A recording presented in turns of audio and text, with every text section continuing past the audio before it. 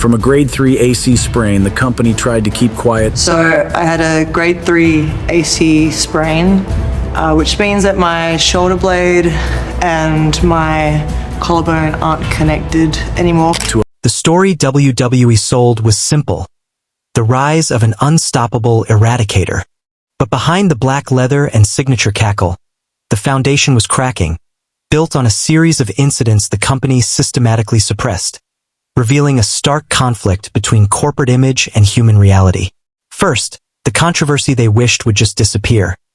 In April 2019, a 22-year-old Ripley, years away from her mommy persona, was on a casual fan stream, roasting donors for charity.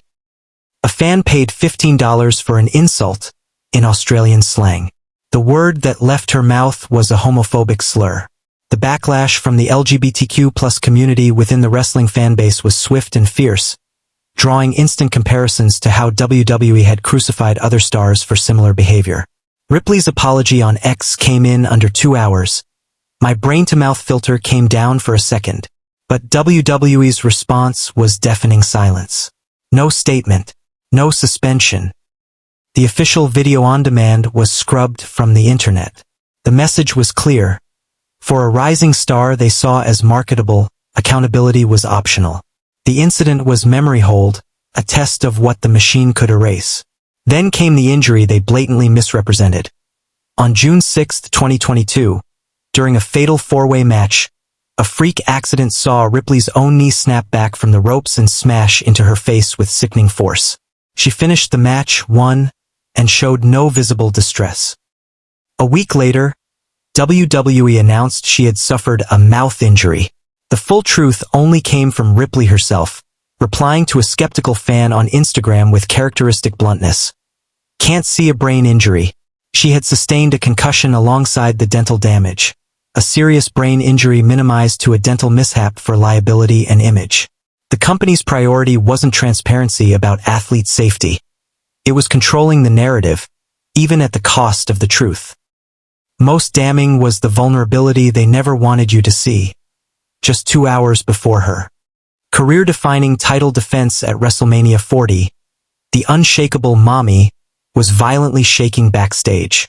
I legit was having a straight-up panic attack. My confidence was tainted, she confessed on a podcast.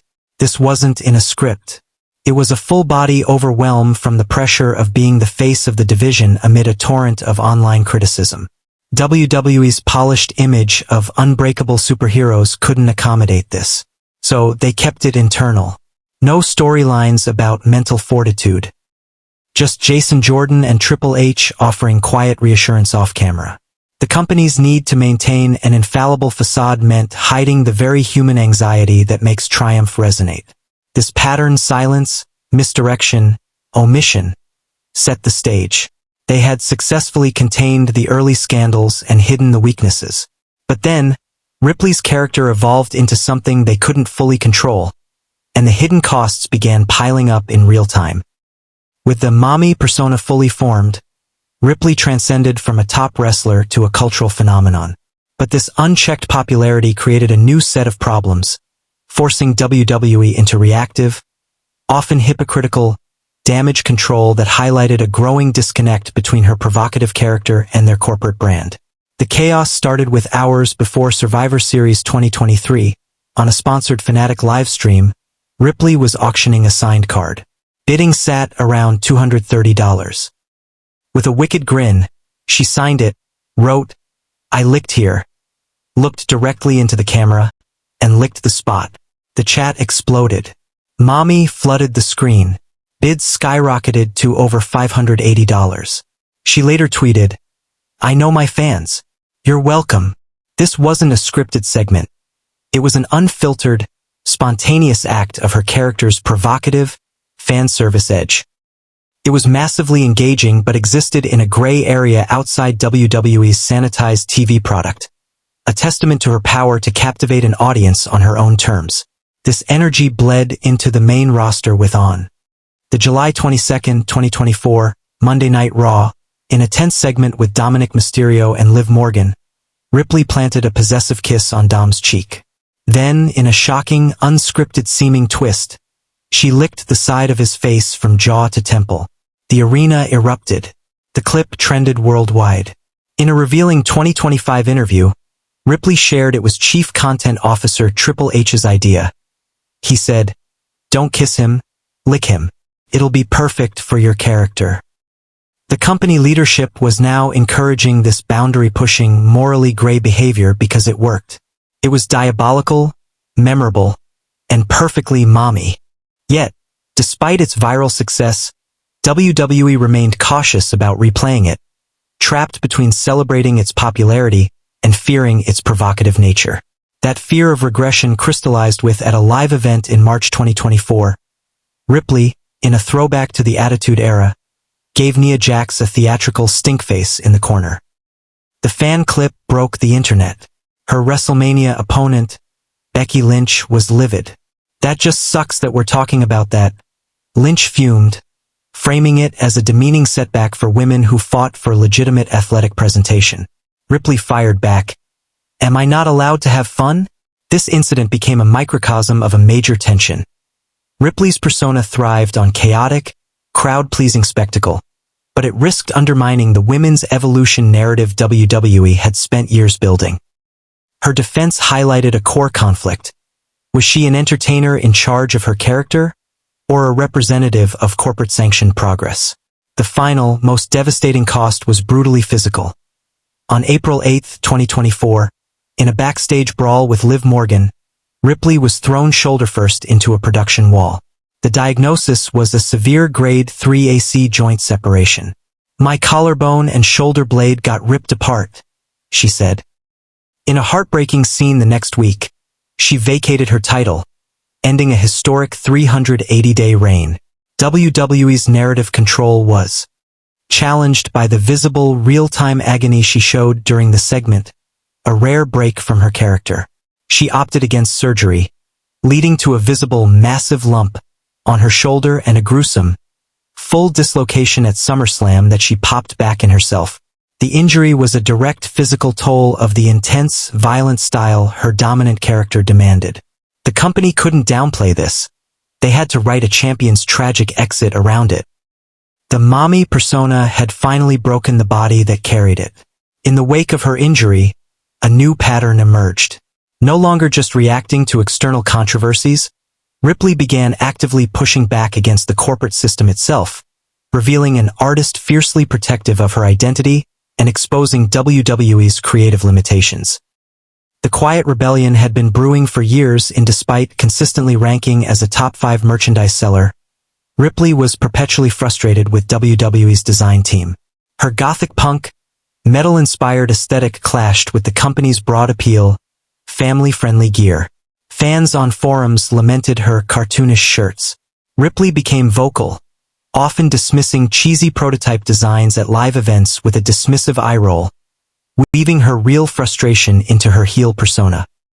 This clash between niche authenticity and corporate merchandising came to a very public head in the Logan Paul rejection. In a 2025 backstage segment on Paul's YouTube channel, the influencer-turned-wrestler pitched her a merch idea. "This is my brutality t-shirt mock-up. My dad would really love this shirt," Paul said. Ripley's response was instant, viral, and dripping with disdain. She looked at the design, handed it back, and deadpanned, "I don't owe you anything." The message was clear. She would not be a vehicle for someone else's generic ideas, not even a fellow superstar's. She was guarding her brand's integrity against the very corporate machine that profited from it. This insistence on creative control highlighted the absurdity of her past mismanagement, particularly following her loss of the NXT Women's Championship in 2020.